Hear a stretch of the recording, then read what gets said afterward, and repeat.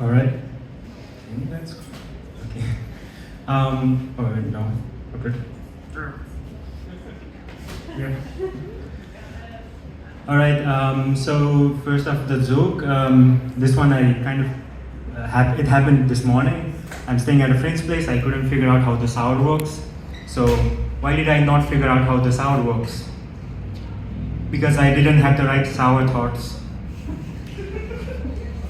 Sorry, I have to get the socks. But okay, I usually write just short poems, so I think I'll actually do three, if that's okay. So three short ones. First one is poem me. Draw me like one of your friend's baguettes. Prompt me like I'm a lively, lustig man. Command me.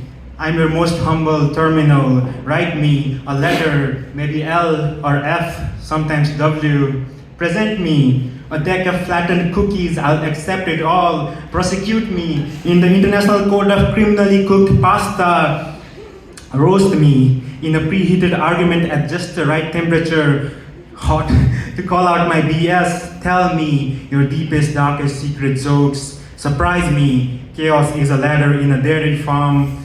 Lock me, the thought that I can secure peace with my insecurities. Hug me like I'm a hideous, monstrous bear. Claws and all, flaws and all, but still huggable.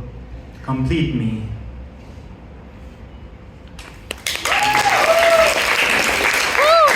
And so, yeah, the next one is about a cauliflower that breaks bad. But actually, it's like a cauliflower that went bad, but breaks bad sounds cooler. So, yeah, anyway. So yeah, cauliflower. I'm sorry, truly. I remember the glee with which you brought that huge cauliflower from the garden, how proud you were, how thankful. That you had hugged nature with sweat and soil, and nature had hugged back, how all the watering and worrying, all the wandering and widening stretches of time, seasons melted into new seasons, all the reasons to be apprehensive had huddled into green, green days, into weeks, into months, sun, rain, into green, green, white, green, alive, green, a beautiful thing. That day, you smiled in through the door like you were carrying a cauliflower-shaped letter from the universe, cradled and treasured, the biggest one in the garden, for you, for me. But now, I've molded that memory. I'm sorry, I forgot. That beautiful dream you gave me is now a palace of rot. I wish I had a more remarkable, poetic excuse, but all I have is this everyday shame and guilt, these curses for myself, this casual despair, this cauliflower-shaped tragedy, this thought that I wasn't thoughtful and that now I'm overthinking, this mess of a self, everything dark, dark brown, decaying mush. Hell, I can't even muster up the sense to own this mess and deal with this decay. I can only watch this death die a bit more and wait for you.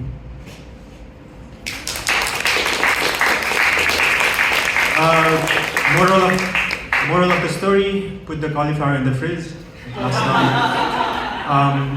So yeah, and so the third and last poem is an ode to the fridge in our kitchen. You are cold, and I guess I've been cold too. Have never told you how much I love that you exist. How else would we enjoy the culinary riches of the world, or the not so fresh but still good fricassee on a toast, especially on those days, admittedly most days, when I don't plan breakfast right and I need to rush? How else, on a Sunday evening no less, would we meet and greet and eat?